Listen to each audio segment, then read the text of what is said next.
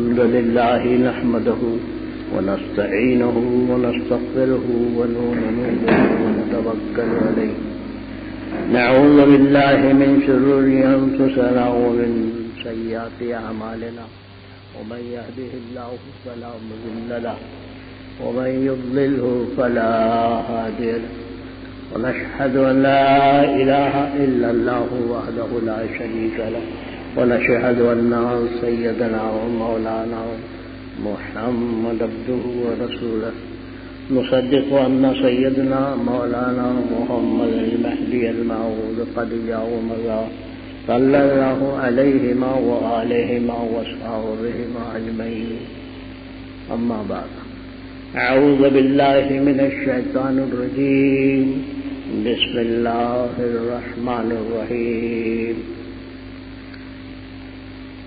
محترم حضرات، گزشتہ مجالس میں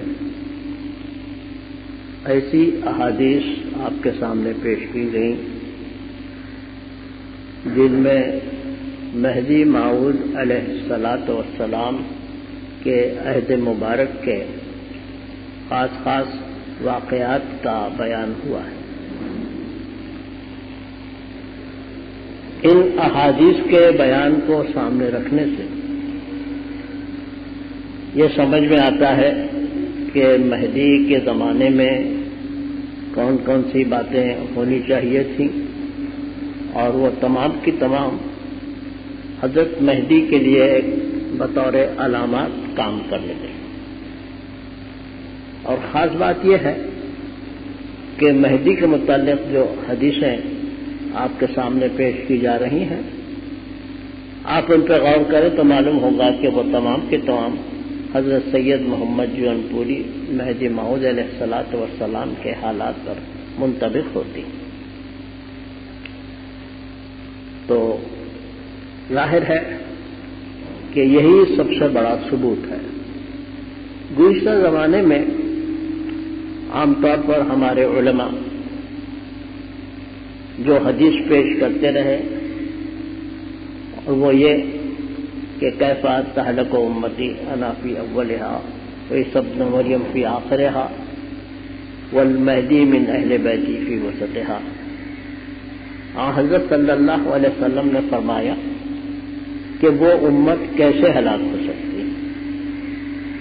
ظاہر ہے حضرت مہدی علیہ السلام کا اشارہ اپنی امت کی طرف ہے، اور پھر اس میں آپ یہ فرما رہے ہیں کہ آپ کی امت ہلاک نہیں ہو سکتی، یعنی یہ کہ آپ سے پہلے جو انبیاء علیہ السلام گزرے ہیں ان کی امتیں ہلاکت کو پہنچ گئیں، لیکن آپ کی امت نہیں پہنچ سکتی ہلاکت کو، ہلاک نہیں ہوگی، برباد نہیں ہوگی، اور پھر جس راستے پر آن صلی اللہ علیہ وسلم نے اس کو قائم کیا ہے اس سے ہٹے گی نہیں۔ کیوں؟ آپ فرماتے ہیں چونکہ اس امت کی ابتدا میں خود آپ کی ذات بابرکات ہے، اور پھر درمیان میں اس کو سنبھالنے والے مہدی علیہ السلام ہیں، اور آخر میں اس کی مدد کرنے والے حضرت عیسیٰ علیہ السلام۔ تو چونکہ دو پیغمبروں اور ایک خلیفۃ اللہ کے درمیان یہ امت گزر رہی ہے، اس لیے اس کے ہلاک ہو جانے، برباد ہو جانے، ختم ہو جانے، گمراہ ہو جانے کا کوئی اندیشہ نہیں۔ اس حدیث کو ہمارے علماء نے پیش کیا، اور پھر اس حدیث میں اس بات کا ثبوت ہے کہ مہدی کی جو آمد ہے وہ درمیان میں ہوگی۔ یہ بحث اس واسطے ہے کہ علماء نے اس مسئلے میں بڑی بے اعتدالی کی ہے۔ یہاں ذرا میں کھل کے آپ سے کہتا ہوں، اور بہت غور سے سننے کی بات ہے اور یاد رکھنے کی بات ہے کہ حضرت صلی اللہ علیہ وسلم نے اپنی امت کی رہنمائی کے لیے آپ کے بعد کے زمانے میں جو حالات پیش آنے والے تھے ان میں سے اہم واقعات کی آپ نے پیشین گوئی کی. تو حضرت صلی اللہ علیہ وسلم نے جن باتوں کی پیشین گوئی کی اس کو اخبار مغیب کہتے ہیں. یعنی آنے والے زمانے میں جو بھی واقعات ہو سکتے ہیں. ظاہر ہے کہ وہ خود عہد حضرت صلی اللہ علیہ وسلم میں تو واقعات نہیں تھے، اس واسطے آپ نے آنے والے زمانے کے واقعات جو بیان فرمائے اس کا نام اخبار مغیب رکھا گیا. تو اس کو علماء حدیث نے جمع کیا اپنی اپنی کتابوں میں، اور آنے والے زمانے کے واقعات کا جو باب ہے اس کے تحت ان تمام احادیث کو یکجا کیا گیا. تو اب دیکھیے جو غلطی ہوئی ہے اسلام میں، بہت بڑی غلطی اور بڑے فساد کا موجب، اور وہ یہ کہ ایک ہی باب میں تمام حدیثوں کے جمع ہونے کی وجہ سے علماء نے یہ کوشش کی کہ ایک دوسرے کو جوڑ دیں، حالانکہ یہ حدیثیں مختلف قسم کی تھیں. مثال اس کی یہ ہے کہ دجال کے آنے کا واقعہ، حضرت عیسیٰ علیہ السلام کا نمودار ہونا، مہدی کا ظہور کرنا اور دوسرے مختلف واقعات. ان واقعات کا بظاہر ایک دوسرے سے کوئی بھی تعلق نہیں، لیکن علماء اسلام نے ان کو ایک دوسرے سے جوڑنے کی کوشش کی. مثلا یہ لکھا گیا ہے اور یہ کہا گیا ہے احادیث میں کہ دجال کے نمودار ہونے پر اللہ تعالیٰ حضرت عیسیٰ کو روانہ کرے گا اور عیسیٰ جو ہے اس کو ہلاک کر دیں گے. اب علماء نے یہ کوشش کی کہ ان کے ساتھ مہدی علیہ السلام کو بھی جوڑ دیا جائے، حالانکہ اصل جو حدیث ہے اس میں عیسیٰ اور مہدی کے ایک زمانے میں ایک وقت میں آنے کا کہیں کوئی تذکرہ نہیں. لیکن مصیبت یہ ہے کہ ان علماء حدیث نے عیسیٰ اور مہدی کو ایک زمانے میں ظاہر کرنے کے لیے حدیثوں کو جوڑنا شروع کیا. محترم حضرات، میں یہاں اس اسٹیج سے کھلم کھلا کہہ رہا ہوں کہ عیسیٰ اور مہدی کا عقیدہ حدیثوں میں نہیں ہے، محض علماء اسلام نے ان کو جوڑا. یعنی علماء اسلام نے مسلمانوں کو گمراہ کیا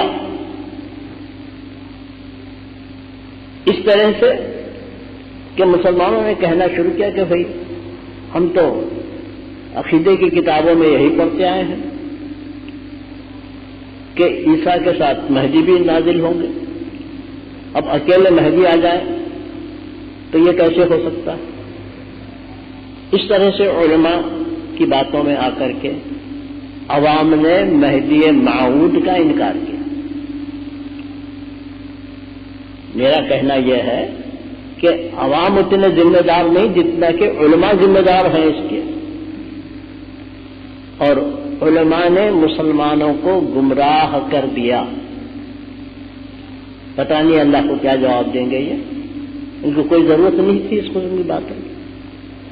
جن حدیثوں میں صرف عیسیٰ کا تذکرہ ہے، مہدی کا نہیں ہے، علماء نے اپنی طرف سے ان حدیثوں میں مہدی کا نام داخل کر کے سارے مسلمانوں کو گمراہ کیا. تو عرض کرنا یہ ہے کہ وہ جو اخبار مغیب ہے جس میں آنے والے زمانے کی خبریں حضرت صلی اللہ علیہ وسلم نے دی ہیں،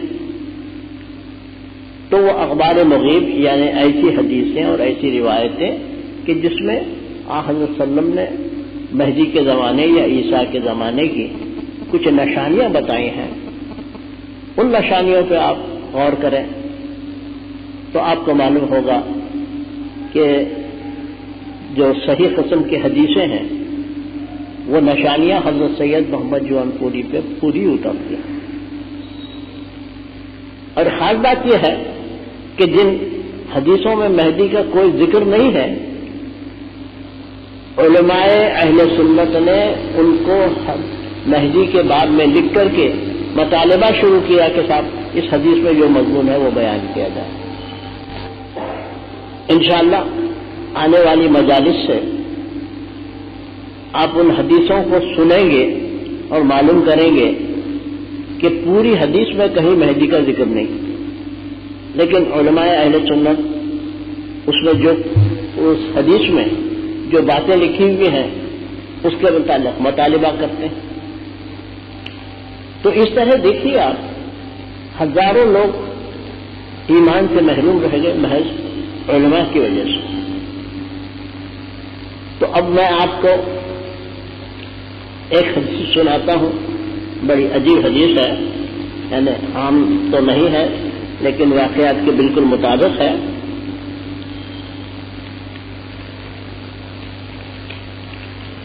یہ حدیث حضرت حسین رضی اللہ عنہ کی زبان مبارک سے ادا ہوئی ہے. اس حدیث میں حضرت ابو عبداللہ حسین یعنی جن کو امام حسین کہتے ہیں وہ بیان فرما رہے ہیں، اور بڑے غور کرنے کی بات ہے. عن ابی عبداللہ حسین بن علی رضی اللہ عنہما، حضرت حسین جو علی کے فرزند ہیں وہ اس حدیث کو سنا رہے ہیں. اور اس سے آپ کا اندازہ ہوگا کہ مہدی کا جو معاملہ تھا وہ رسول کے اصحاب کے زمانے میں ایک عام قسم کا معاملہ تھا، اور سب لوگ مہدی کے وجود سے واقف تھے. آج کل کے بہت سے جو پروفیسر کہلاتے ہیں وہ لوگ ایسے ہیں، مثال کے طور پر قمر الدین صاحب نے جو دہلی کے رہنے والے تھے اور انہوں نے مہدیت کے بارے میں پی ایچ ڈی کیا، انہوں نے یہ لکھا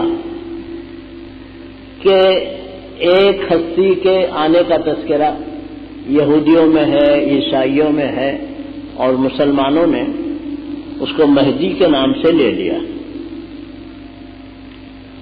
ان کا مطلب یہ ہے کہ یہ اس کا تعلق اسلام سے کچھ بھی نہیں ہے، یہ مسلمانوں کی ایجاد ہے، یعنی بعد میں مسلمانوں نے مہدی کا عقیدہ ایجاد کیا.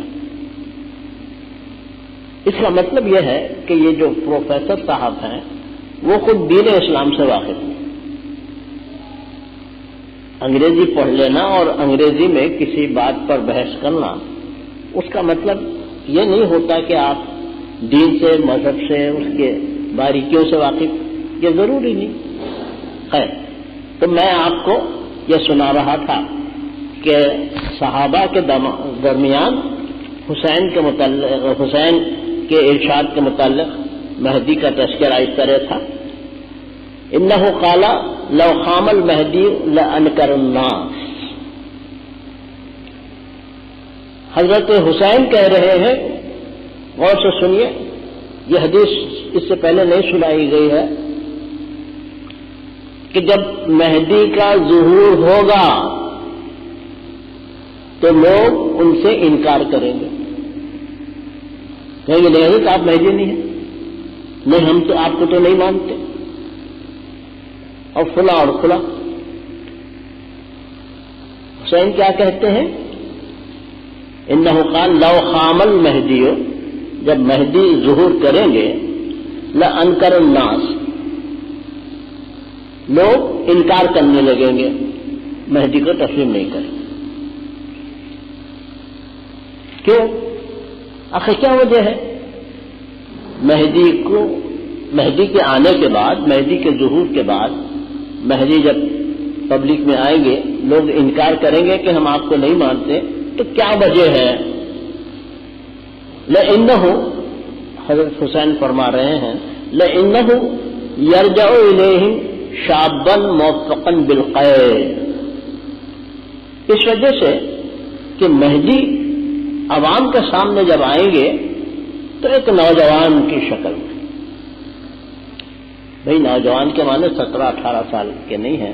عام طور پر جب انسان کی عمر 40 سال ہو جاتی ہے تو اس کو عمر کا سب سے بڑا اچھا حصہ کہا جاتا ہے. بہرحال فرماتے ہیں حسین، کیا فرماتے ہیں؟ انہو یرجع الیہم، مہدی عوام کے سامنے آئیں گے شابن، ایک نوجوان کی حیثیت سے، موفقاً بالخیر، اور آپ کے ساتھ نیکیاں لگی ہوئی ہوں گی. یعنی آپ نیک بات کہیں گے، نیکی کی تعلیم دیں گے اور نیکی کی طرف لوگوں کو بلائیں گے اور نیکی پہ لوگوں کو چلائیں گے. بہرحال یہ آپ کی کیفیت ہوگی. اب دیکھیے ان احادیث سے کتنی باتیں حل ہوتی ہیں مہدی علیہ السلام کے سلسلے میں. فَإِنَّهُ مِنْ عَازِمِ الْبَلِيَّةِ أَنْ يَخْرُجَ شَابًّا وَهُمْ يَحْسَبُونَ شَيْخًا كَبِيرًا. تو حسین فرماتے ہیں عوام کے لیے ایک بہت بڑی مصیبت یہ تھی، لوگ یہ سمجھ رہے تھے کہ مہدی ایک بہت بوڑھے آدمی ہوں گے، یعنی 80 سال 90 سال کی عمر ہوگی، بہت بوڑھے ہوں گے، لکڑی ٹیک کے چلتے ہوں گے، شیخن کبیرن، ایک بہت بوڑھے آدمی کی طرح سے لوگوں کے سامنے آئیں گے. لوگوں نے یہ سمجھ رکھا تھا اپنے ذہن. یعنی کتنی عجیب و غریب بات تو دیکھیے کہ مہدی جو ہے اللہ کا خلیفہ ہے، اور اس خلیفے کی جو بھی حالت ہے اس کو ہمارے رسول نے ہم سے بیان کیا ہے بطور نشانی. ایک طرف تو یہ بات ہوئی، دوسری طرف یہ بات کہ عوام اپنی طرف سے چند باتیں گھڑ لیں کہ بھئی مہدی ایسا ہوگا، مہدی ویسا ہوگا، فلاں ہوگا فلاں ہوگا. یہ کیا زبردستی کی بات. تو حسین فرماتے ہیں کہ لوگوں کا یہ عالم تھا کہ فَإِنَّ مِنْ عَازِمِ الْبَلِيَّةِ، ان کے لیے ایک بہت بڑی آزمائش تھی عوام کے لیے، جو عوام مہدی کے زمانے کے ہوں گے یا تھے ان کے لیے ایک بہت بڑی آزمائش تھی. کیا آزمائش تھی؟ ان یخرج شابن، کہ حسین ایک نوجوان کی شکل میں ان کے سامنے آئے، وہ ہم یحسبون انہ شیخا کبیرا، وہ ان کو سمجھتے کہ بوڑھے پھوس قسم کے آدمی ہوں گے. اب مہدی علیہ السلام 40 سال کی عمر میں نکلتے ہیں جونپور سے سب کے سامنے تبلیغ کرنے کے لیے اور عوام کو اللہ کی طرف بلانے کے لیے. تو لوگ دیکھ کے کہتے پھر یہ کہتے. تو اب آپ ملاحظہ فرمائیے کہ حدیثوں میں مہدی کے بارے میں جو کیفیت بیان کی گئی ہے وہ کس طرح سے حضرت مہدی علیہ السلام کے اوپر صادق آتی ہے. تو یہاں اور اس حدیث میں یہ بھی بتایا جا رہا ہے کہ مہدی کی شخصیت ایسی ہے یعنی اسلام میں کہ لوگ یعنی عوام اپنی طرف سے مہدی کے بارے میں مختلف اعتقادات گھڑ لیں گے. جیسے یہ کہ بھئی مہدی یعنی ایک بوڑھے ضعیف آدمی اور بڑے عمر رسیدہ اور بڑے بزرگوار اس طرح آئے تو ہم مانیں گے، لیکن یہ جو صاحب آ رہے ہیں نوجوان قسم کے آدمی ہیں. اور پھر ایک امیر العمرا کے بیٹے یعنی میاں سید خان جو آپ کے والد تھے وہ امیر العمرا تھے، نائب صدر سے، بادشاہ سے ان کو بڑا خود حاصل تھا. تو ایک ایسے آدمی کے بیٹے مہدی بن کے آ رہے ہیں تو لوگوں نے اپنے ذہن کی اپج کے لحاظ سے آپ کا انکار کیا. مہدی کے انکار کی جو وجوہات ہیں ان میں یہ بھی ہے کہ لوگ اپنے ذہن میں ایک تصویر بنا لیتے ہیں اور اپنا ایک تصور قائم کر لیتے ہیں. تصور کے مطابق اگر کوئی چیز نہ ہو تو بس انکار کر دیتے ہیں. تو بتانا یہ ہے کہ صداقت اور حقیقت وہ عوام کے تصورات سے ایک الگ چیز ہے. حقیقت اپنی جگہ ایک حقیقت ہے. اگر عوام اپنی طرف کچھ سوچ بیٹھے تو اس وجہ سے حقیقت میں نہ تبدیلی ہوتی نہ ہونا چاہیے. تو بہرحال حضرت حسین رضی اللہ عنہ کی یہ حدیث یاد رکھنے کے قابل ہے کہ لو خام المہدی لانکر الناس، لوگوں کا انکار کرنا مہدی کے آنے پر. تو میاں عبد الملک سجاوندی رحمۃ اللہ علیہ سراج الابصار میں فرماتے ہیں کہ جب لوگوں نے مہدی کا انکار کیا تو یہ بھی ایک آپ کی صداقت کا ثبوت ہو گیا. حسین نے کہا جب مہدی آئے تو لوگ انکار کریں گے، مہدی آئے اور لوگوں نے انکار کیا، تو یہ جو انکار ہے انہیں حضرت کو تسلیم نہیں کرنا ہے، یہ بھی آپ کی صداقت کا ثبوت ہے. تو بہرحال آپ دیکھیے حدیثوں میں کیسے مضامین بیان ہو رہے ہیں. تو گزشتہ مرتبہ میں نے وہ حدیث آپ کو سنائی تھی جو حضرت علی رضی اللہ عنہ سے مروی ہے. یعنی اس کا مطلب یہ ہے کہ حضرت صلی اللہ علیہ وسلم کا خاندان ہے جس میں حضرت علی ہے، حسین ہے، حسن ہے اور دوسرے اصحاب ہیں، یہ سب کے سب مہدی کی معرفت رکھتے تھے، مہدی کی نشانیاں پہچانتے تھے، ان کے کارناموں سے واقف تھے. تو اب آپ نے حسین کی زبان سے اس حدیث کو سنا، بلکہ شواہد الولایت جو کتاب ہے مہدویوں کی، اس میں حضرت حسین کی ایک حدیث بیان کی گئی ہے. انشاءاللہ کبھی اس کے اوریجنل الفاظ آپ کو سناؤں گا میں. اس حدیث میں حسین فرماتے ہیں کاش میں اس زمانے میں رہوں جب کہ مہدی آئے تو میں ان کی خدمت کروں گا. حسین کیا کہہ رہے ہیں؟ مہدی آئے تو میں ان کی خدمت کروں گا. یعنی حسین جیسی شخصیت آپ ان کو اچھی طرح پہچانتے ہیں، ان کے حالات اور واقعات سب کچھ سن چکے ہیں.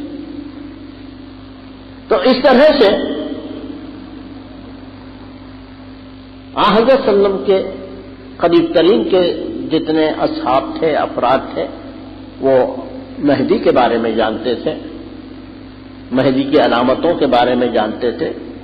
جیسے کہ اس حدیث میں آپ نے سماعت فرمایا، یعنی یہ بھی ایک علامت ہے کہ مہدی نمودار ہو تو لوگ انکار کریں. اب ہمارے اطراف ایسے لوگ ہیں جو مہدی کا انکار کرتے ہیں، تو ہم کو ذرا رنج ہوتا ہے. ارے بھائی، مہدی جیسی شخصیت، مہدی موعود علیہ السلام، خلیفۃ اللہ، مراد اللہ، وہ آئے ہیں اور آپ ہیں کہ جناب ان کو ماننا نہیں چاہتے، آپ انکار کر رہے ہیں. ہم رنج کرتے ہیں اس بات پر کہ لوگ انکار کر رہے ہیں، لیکن یہی انکار آپ کی صداقت کی دلیل. یہ جو انکار ہے لوگوں کا، منکر ہو جانا، منکرین کا جو وجود ہے وہ دلیل ہے ہمارے لیے. رنج کی بات نہیں ہے، رنج کی تو خیر ایک الگ بات ہے، لیکن اس بات میں آپ ملاحظہ فرما رہے ہیں کہ منکرین کا انکار کرنا بھی ایک دلیل ہے مہدی کے سلسلے میں. تو میں عرض کر رہا تھا کہ گزشتہ مرتبہ جو حدیث میں نے آپ کو پڑھ کے سنائی تھی وہ حضرت علی رضی اللہ عنہ سے مروی تھی. قال قلت یا رسول اللہ آمن المہدی آمن المہدی ام من غیرنا، کہ حضرت علی نے حضرت صلی اللہ علیہ وسلم سے دریافت کیا کہ یا رسول اللہ. اب آپ دیکھیے کہ حضرت علی جو ہیں حضرت صلی اللہ علیہ وسلم کے سگے چچیرے بھائی ہیں،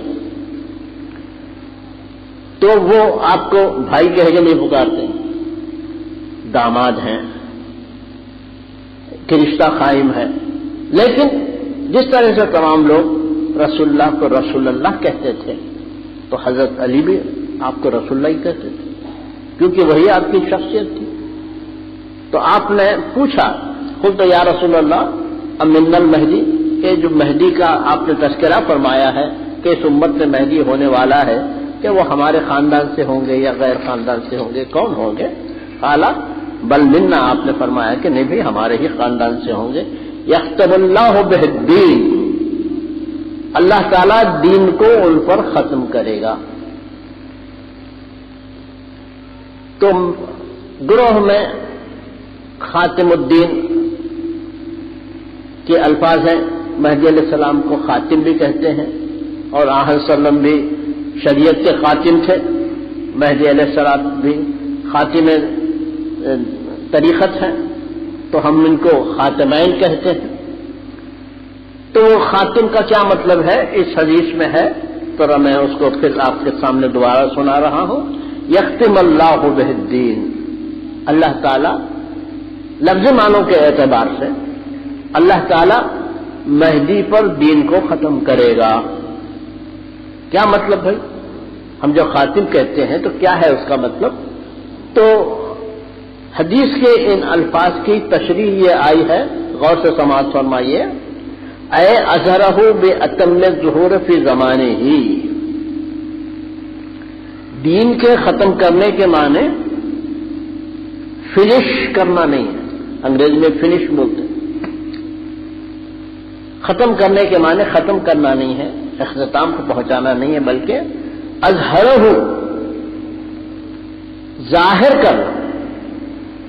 اس حدیث میں جو مہدی کے بارے میں ہے کہ آپ خاتم دین ہوں گے، تو اس کے معنی ہے دین کو ظاہر کرنے والے ہوں گے، دین کو ظاہر کرنے والے ہوں گے. اس میں یہ بھی ہے بے اتم ظہور ہی، مکمل طور پر ظاہر کرنا، یعنی دین کا کوئی حصہ باقی نہ رہے، اس کو ظاہر کرنا. تو خاتم کے معنی مظہر کے ہیں. مہدی کو جو خاتم دین کہتے ہیں اس کے معنی ہے مظہر کے، اور کیسا مظہر؟ جو مکمل قسم کا مظہر. اب وہ کیسے صاحب مکمل مظہر؟ یعنی یہ ہے کہ اللہ تعالی کی طرف سے حضرت صلی اللہ علیہ وسلم کے دست مبارک پر شریعت کی تکمیل ہوئی، اور فرمایا اکملت لکم دینکم، اللہ تعالیٰ نے فرمایا. تو اسی طرح سے مہدی کے ہاتھوں پر طریقت کی تکمیل ہوتی ہے، تو دین ظاہری اور باطنی اعتبار سے مکمل ہو جاتا ہے. تو غرض اس طرح سے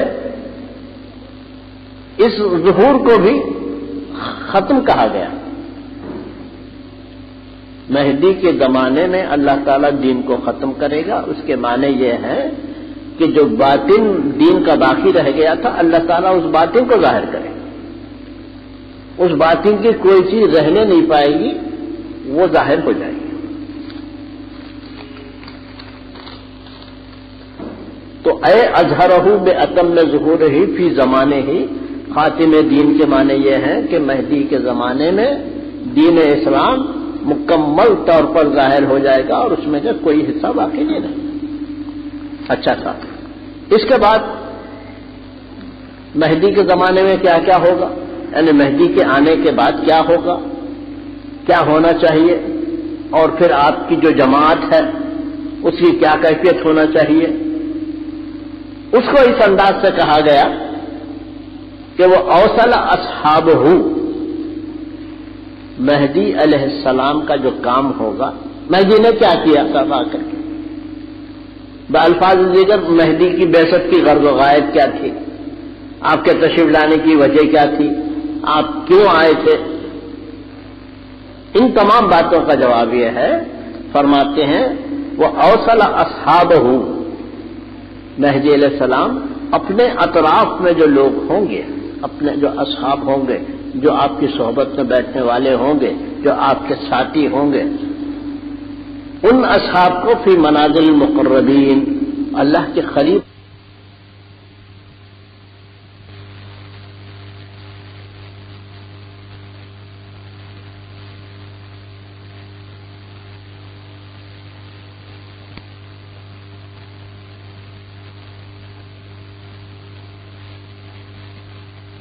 یعنی یہ بات کتنی عجیب و غریب ہے، کتنے غضب کی بات ہے کہ حدیث میں نہ صرف مہدی کا بیان ہوا ہے بلکہ آپ کے اصحاب کا بیان بھی ہوا ہے. یعنی یہ ہے کہ یہ حدیث اکیلے مہدی موعود ہی پہ صادق آنے کے لیے نہیں ہے، بلکہ آپ کے اصحاب، یعنی آپ کے اصحاب بھی مہدیت کی دلیل ہے.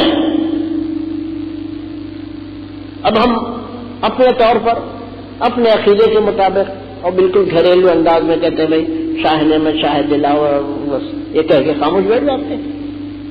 لیکن ان اصحاب کی جو خصوصیت ہے وہ حدیث میں بیان ہوئی ہے. تو فرماتے ہیں یعنی آن صلی اللہ علیہ وسلم کے ارشاد ہے کہ وہ اپنے اصحاب کو خدا تک پہنچا دیں گے. وہ لیکن لا یعرفہم، لیکن اصحاب کو لوگ پہچان نہیں سکیں گے. اصحاب کی جو معرفت ہے اس تک لوگ نہیں پہنچ سکیں گے. لا یعرفہم الا اللہ، سوائے اللہ کے. مہدی کے جو اصحاب ہیں وہ کس مرتبے پر پہنچے ہوئے ہیں، اللہ کے کتنے قریب ہیں اور اللہ سے ان کو کتنی وابستگی ہے، یہ بات اللہ ہی کو معلوم ہے، دوسرے کو نہیں. حدیث پہ ارشاد ہوگا لا یعرفہم الا اللہ، سوائے اللہ کے ان کے مراتب کا کوئی جاننے والا نہیں ہے. اب عوام کا کیا حال ہے؟ عوام کا یہ حال ہے کہ کسی کی ایک بڑی درگاہ دیکھتے ہیں، ایک بڑا گنبد دیکھتے ہیں، اس پہ روشنی دیکھتے ہیں، اس پہ جھنڈے دیکھتے ہیں، اس کی عمارتیں دیکھتے ہیں، اور لوگ کہتے ہیں بھیا بہت بڑے ولی اللہ، غوث ہے، قطب ہے، مزار ہے، کیا کیا ہے. بہرحال ایسے تمام الفاظ استعمال کر کے عوام اولیاء اللہ کی بڑائی اور بزرگی پیش کرتے ہیں. اب سوال یہ ہے کہ یہ لوگ عوام کی نظر میں تو بہت بڑے ولی اللہ ہیں، لیکن کیا حقیقت میں اللہ کے نزدیک بھی بہت بڑے ولی ہیں؟ اس سلسلے میں یہ کہا گیا ہے،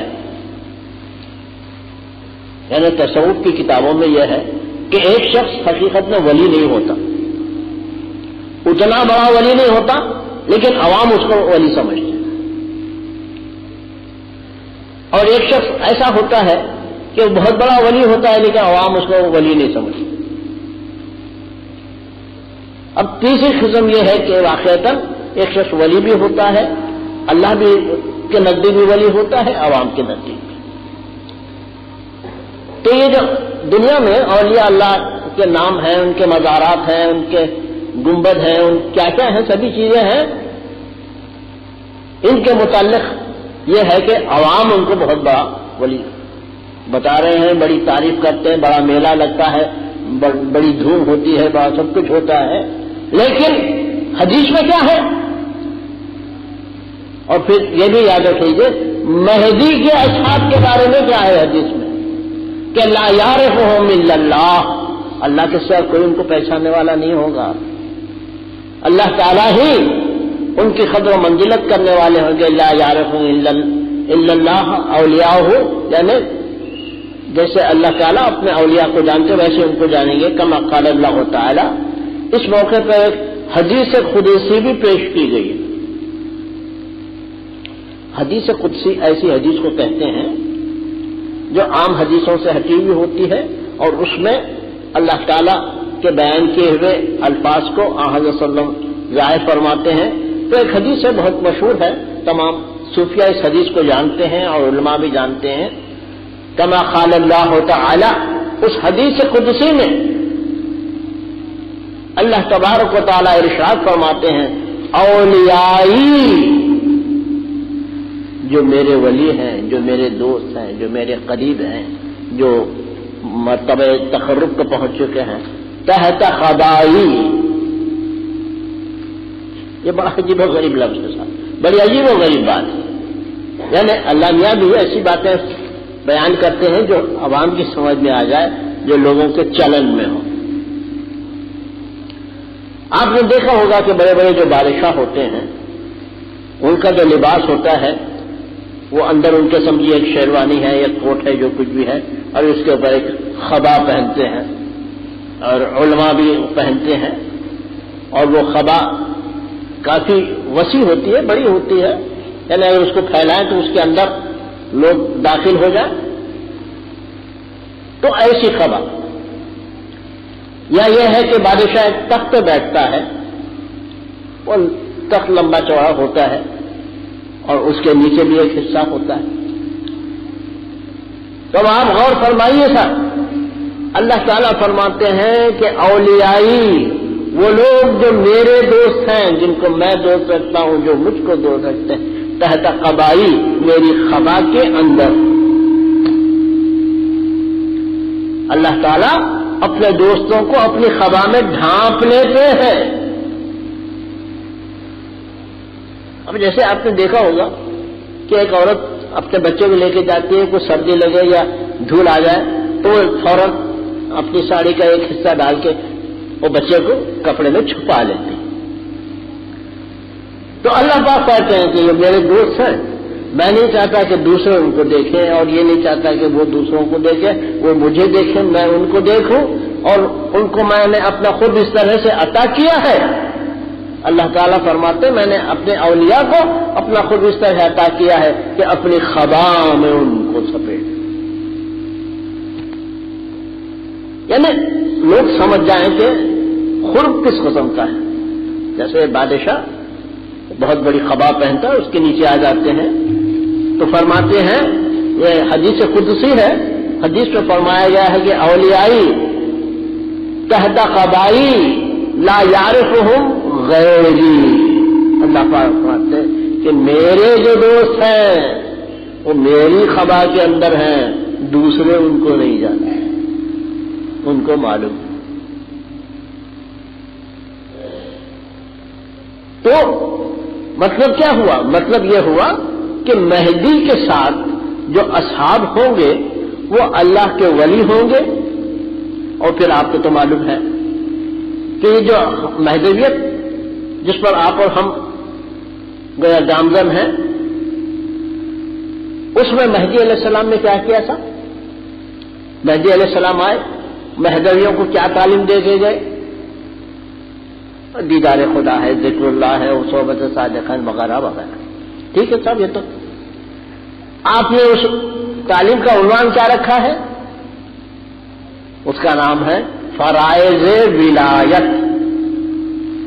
مہدی نے جو کچھ بیان کیا ہے، ذکر وہ بھی فرض ولایت ہے، ترک دنیا وہ بھی فرض ولایت ہے، ہجرت وہ بھی فرض ولایت ہے، توکل وہ بھی فرض ولایت ہے، صحبت صادقہ وہ بھی فرض ولایت ہے، طلب دیدار خدا۔ بہرحال مہدی نے جو فرائض آپ کو بتائے ہیں اس کو عام طور پر کیا کہا جاتا ہے؟ فرض ولایت، فرائض ولایت۔ اور ولایت کے کیا معنی ہیں؟ نزدیکی، قرب۔ کس کا؟ اللہ تعالیٰ کا۔ یعنی مہدی نے وہ باتیں سکھائی ہیں، وہ تعلیم دی ہے، وہ طریقہ بتایا ہے کہ جس پر عمل کر کے آپ اللہ کے قریب ہو سکتے ہیں۔ فرائض ولایت، اللہ کے قریب ہونے کے فرائض، اللہ کے پاس پہنچنے کے فرائض۔ جب اللہ کے قریب آپ ہو جائیں گے تو اللہ تعالیٰ کیا فرماتے ہیں؟ اولیائی تحت قبائی، میرے جو اولیاء ہیں، جو میرے قریب ہیں، میرے رہنے والے ہیں، وہ میری چادر کے اندر ہیں، میری قبا کے اندر ہیں، میرے نزدیک۔ میں ہی ان کو جانتا ہوں، کوئی دوسرا نہیں جانتا۔ اب اس موقع پر ایک روایت، ایک نقل میں آپ کو سناؤں کہ حضرت شاہ دلاور رضی اللہ عنہ بھی گجرات میں تھے، اور گجرات میں ایک ولی اللہ گزرے ہیں جن کا نام حضرت شاہ عالم ہے۔ تو ان کا بڑا معاملہ تھا، ان کی بڑی درگاہ تھی، بہت سے مریدین تھے، اور وہ بہرحال بہت معاملہ تھا۔ تو اسی خاندان کی ایک خاتون سے آپ کی شادی ہوئی۔ تو اب ذرا اس واقعے کو سنی لی۔ حضرت شاہ خاندان، حضرت شاہ عالم کا جو خاندان ہے وہ تو بڑے ولی اللہ تھے، اللہ کے نزدیک تھے، جو بھی تھے۔ تو ان کے خاندان کے افراد بھی بہت خدا رسیدہ تھے، اور اللہ کے چاہنے والے تھے، اور مذہب کی طرفدار تھے۔ تو ان میں ظاہر ہے کہ شادی بیاہ ہوتا رہتا ہے، یہ ہے۔ تو حضرت شاہ عالم کے خاندان کی جو ایک صاحبزادی تھی، ان کی شادی نہیں ہوئی تھی۔ اب وہ چاہ رہے تھے بھئی شادی ہو جائے، لیکن وہ صاحبزادی جو ہیں تیار نہیں تھی. تو کہتے ہیں ایک مرتبہ وہ اپنے بالا خانے پر کھڑی ہوئی تھی اور دیکھ رہی تھی دور دور تک. تو ایک طرف جب ان کی نظر گئی تو انہوں نے دیکھا کہ آبادی سے ہٹ کر کے ایک مقام ہے جنگل کے قریب قریب، مگر وہاں ایک نور ہے کہ اٹھتا چلا جا رہا ہے، وہ نور آسمان تک پہنچ گیا. تو آپ نے کہا بھی یہ کیا بات؟ یعنی شاہ عالم کی صاحبزادی نے کہا کہ چاروں طرف ہم دیکھتے ہیں تو کچھ بھی نہیں، ایک طرف ایک نور کا سیلاب ہے کہ زمین سے آسمان. تو آپ نے دریافت کروایا اپنے نوکروں سے، اپنے لوگوں سے کہ بھائی ادھر جاؤ، جا کے دیکھو کہ آخر وہاں کیا ہے کہ صبح صبح فجر کے بعد ایسا معلوم ہوتا ہے کہ وہاں سے ایک نور بلند ہوتا ہے. لوگ گئے، جا کے دریافت کیا انہوں نے، تو بولے بھائی وہ مہدوی لوگوں کا ایک دائرہ ہے. تو یہ بھی معلوم کرو کون لوگ ہیں وہ کیا. تو بولے وہ مہدوی لوگ ہیں، فقیر ہیں، اللہ اللہ کرنے والے ہیں، اور وہ جو ان کے دائرے کے صدر ہیں ان کا نام دلاور ہے. اچھا. وہ باتیں آ کر کے لوگوں نے سنا دی بیوی کو.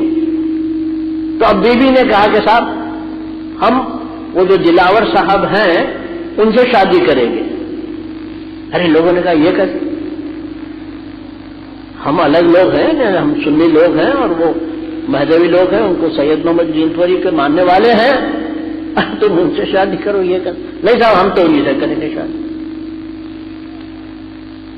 تو دیکھا گیا تو کیا ہے، ظاہر ہے کہ شاہ دلاور فقیر تھے اور عام اعتبار سے گویا پڑھے لکھے بھی نہیں تھے، جو مولوی کامل فاضل ڈگری دار ایسے بھی کچھ بھی نہیں تھے، مگر دائرے کے فقیر تھے. اب انہوں نے طے کر لیا کہ نہیں صاحب ہم تو ان سے ہی کریں گے شادی. تو شاہ عالم کے خاندان کے افراد گئے، دائرے میں جا کر حضرت سے مل کے عرض کیا کہ بھئی ہماری بہن خواہش مند ہے کہ وہ آپ سے عقد کرنا چاہتی ہیں. تو آپ نے کہا بھائی ہم تو فقیر آدمی ہیں، خیر ہم تیار ہیں عقد کرنے کے لیے. ان کی شادی یعنی عقد ہو گیا، شادی ہو گئی. وہ جو بیوی ہیں وہ دائرے مہدویہ میں آ گئی، شاہ دلاور کی زوجہ بن گئی، رہ گئی. بہرحال اب انہوں نے دیکھا کہ یہ فقیرانہ گھرانہ ہے، سب ہے، دائرہ ہے، دائرے میں جھوپڑے بنے ہوئے ہیں، ہر ایک میں اللہ کی یاد کرنے والا کوئی نہ کوئی فقیر متوکل تارک دنیا رہتا ہے، چلتا ہے، اور حضرت جو ہے سب کو تعلیم دیتے ہیں. تو یہ آپ کی غربت اور یہ کیفیت جو ہے ان کے بھائیوں کو پسند نہیں تھی. تو ان کے بھائیوں نے یہ طے کیا تھا کہ ہم شاہ دلاور کو مار ڈالیں گے. چنانچہ بیوی کے دو بھائی تلوار پیش خط وغیرہ لے کر کے آتے ہیں، دائرے میں داخل ہوتے ہیں. لوگوں کو معلوم ہوا کہ دو آدمی یعنی کچھ بری نیت سے، برے انداز میں، غضبناک پہلو کے ساتھ دائرے میں داخل ہو رہے ہیں اور ان کا ارادہ اچھا نہیں ہے اور صدر دائرے کو قتل کر دینا چاہتے ہیں. تو حضرت شاہ دلاور رضی اللہ عنہ وضو کرتے ہوئے بیٹھے تھے. لوگوں نے کہا کہ میاں جی وہ کچھ لوگ آئے ہیں، وہ شاہ عالم کے خاندان کے، اور وہ بہت غضبناک حالات میں ہیں، اور اب آپ وضو کر رہے ہیں یہاں، آپ کے اطراف میں لوگ نہیں. تو کہا آنے دو بھائی، کیوں فکر کر رہے ہو. تو وہ جو دو بھائی تھے بیوی کے، غضبناک ہو کے تلوار لیے، کٹار لیے ہوئے جب حضرت کے سامنے آئے تو آپ نے ہنس کے کہا کیا بھائی پھول لائے ہیں کیا آپ لوگ؟ اتنا کہنا تھا کہ وہ لوگ شرمندہ ہو گئے اور کٹاروں کو اپنے پاس رکھ لیا اور ہاتھ جوڑ کے آپ کے سامنے آ گئے. یہ دراصل شاہ دلاور کی کرامت ہے کہ دشمن تلوار لے کے آتا ہے مارنے کے لیے، آپ کو مار نہیں. مہدی علیہ الصلوۃ والسلام نے بشارت دی کہ بھائی دلاور، مجھ کو اور تم کو کوئی تلوار سے نہیں مار سکتا. ہم دونوں کسی کے ہاتھ سے قتل نہیں ہو سکتے۔ خیر بعد میں شاہ عالم کے خاندان کے یہ افراد اپنی بہن سے جاتے ہیں، ملتے ہیں، سب کچھ ہے، مگر اصل بات جو میں آپ کو سنانے والا ہوں وہ اب آپ سنیے۔ تو بیوی کا بڑا عجیب انداز تھا، جب اٹھتے بیٹھتے یعنی ہر موقع پر بیوی اپنے بابا دادا کا نام لیتی تھی، یا شاہ عالم، یا شاہ عالم۔ حضرت سن کے خاموش ہو جاتے تھے، بلکہ طرح دیتے تھے کہ خیر اپنے بابا دادا۔ ایک مرتبہ ایسا ہی واقعہ ہوا کہ بیوی نے کچھ کہا تو حضرت شاہ دلاور فرماتے ہیں کہ بیوی جب تم رات دن اپنے دادا کا نام لیتے یا شاہ عالم، ایسے کئی شاہ عالم تو ہمارے دائرے میں پڑے ہوئے ہیں،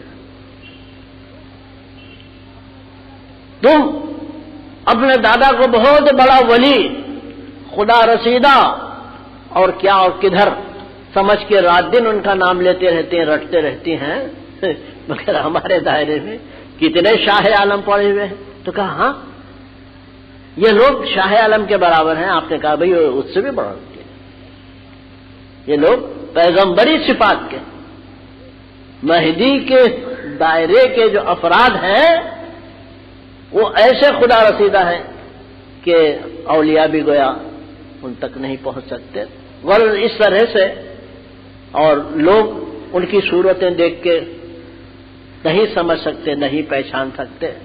تو اب آپ نے سنا کہ اس حدیث میں کا جو اختتام ہو رہا ہے وہ یہ ہے کہ اولیاء مہدی کے جو اصحاب ہوں گے ان کو کوئی نہیں پہچان نہیں سکے گا، لا یعرفہم الا اللہ، سوائے اللہ تعالیٰ کے، کما قال اللہ تعالیٰ، اللہ تعالیٰ کا خود فرمان ہے اولیائی تحت قباء لا یعرفہم، کہ مہدی کے جو اصحاب ہیں ان کو سوائے اللہ کے کوئی نہیں پہچان سکتا۔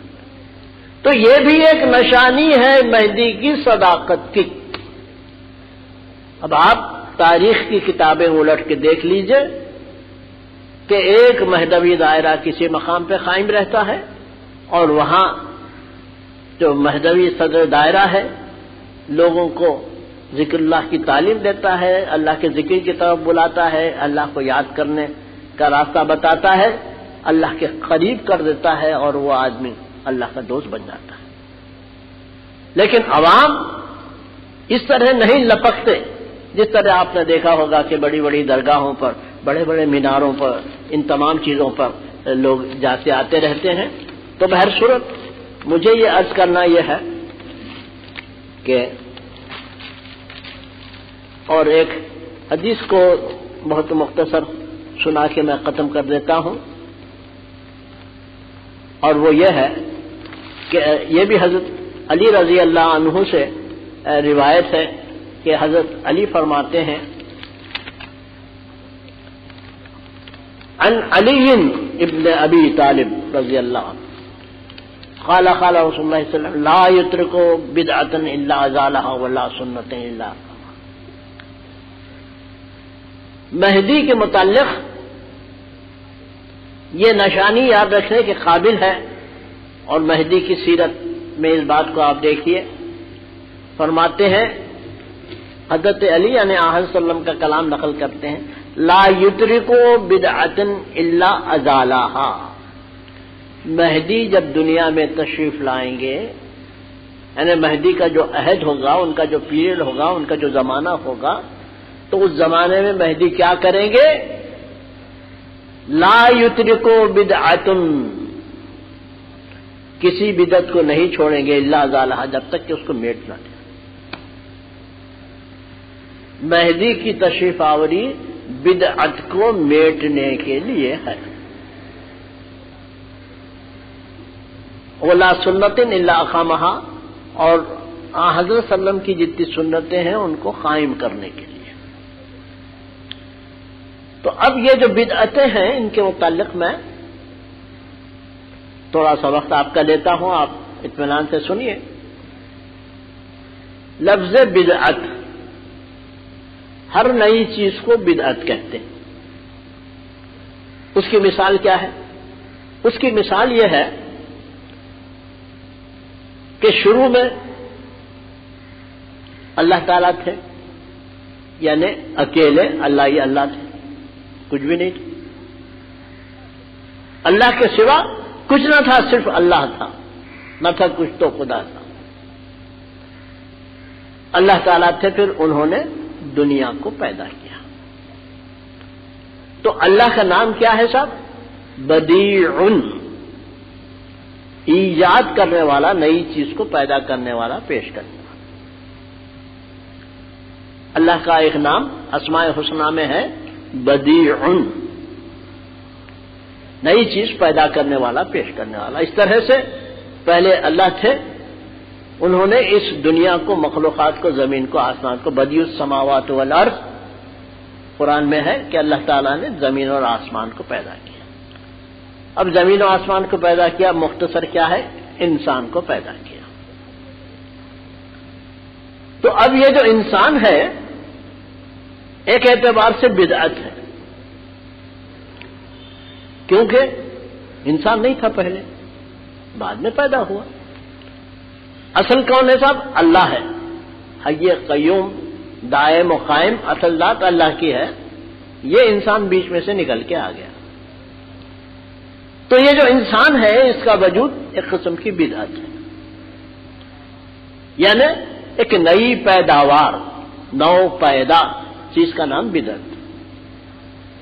جو چیز پہلے نہیں تھی بعد میں پیدا ہوئی ہے، پھر کسی وقت ختم بھی ہو سکتی۔ اب بدعت کا لفظ فقہ میں جو استعمال ہوتا ہے، فقہ یعنی شریعت میں، تو ایسی بات جو رسول اللہ کے زمانے میں نہیں تھی، شریعت کے احکام میں جو چیز نہیں تھی، وہ چیز اگر نکالی جائے تو وہ بدعت کہلاتی ہے۔ تو وہ جو ہے احکام شریعت کے متعلق ہے، لیکن احکام طریقت میں بدعت کا مطلب انسان اور اس کا وجود۔ انسان دنیا میں آتا ہے، پیدا ہوتا ہے، چھوٹے سے بڑا ہوتا ہے، اس کو احساس یہ ہوتا ہے میرا بھی ایک وجود ہے، میں بھی کچھ ہوں، میرا یہ نام ہے، میں یہ ہوں، میں وہ ہوں، بہت سی چیزیں اضافت کی اپنی طرف لگا لیتا ہے، تو انسان اس طرح سے ایک بدعت بن جاتا ہے۔ تو یہ انسان کا جو میں پن ہے، انسان کا یہ کہنا کہ میں ہوں، انا ابن انا فلاں بن فلاں، جیسے حضرت جامی رحمت اللہ علیہ فرماتے ہیں، بندہ عشق شدی، بندہ عشق شدی، ترک نسب کنجامی، کندری راہ فلاں ابن فلاں چیزیں نہیں۔ تو یہ جو اللہ کا راستہ ہے، اللہ کی محبت کا راستہ ہے، اس میں فلاں ابن فلاں، آدمی سمجھتا ہے میں فلاں ہوں، اور اس پر ناز کرتا ہے، سب کچھ کرتا ہے۔ تو مہدی علیہ السلام اس بدعت کو مٹانے کے لیے تشریف لائے تھے۔ فلاں ابن فلاں کی، انانیت کی، خودی کی، میں پسندی کی، یہ تمام جو کیفیتیں ہیں وہ بدعت کہلاتی ہیں۔ پہلے تو تم نہیں تھے، ٹھیک ہے صاحب، اب جو آ گئے ہیں تو بھئی نو پیدا چیز ہیں، تم حادث ہیں، ٹھیک ہے صاحب، مگر آدمی اپنے آپ کو یہ سمجھتا ہے کہ صاحب میں بھی کچھ ہوں، ادھر خدا بھی ہے، ادھر میں ہوں۔ یہ چیز توحید کے خلاف ہے۔ توحید کیا ہے صاحب؟ خدا ہے، ٹھیک ہے، خدا واحد ہے، یہ بھی ٹھیک ہے، خدا ایک ہے، یہ ہمارا اعتقاد ہے، لیکن ہم کیا کہتے ہیں صاحب؟ خدا ہے اور ہم بھی ہیں۔ ارے بھائی یہ دو کیسا؟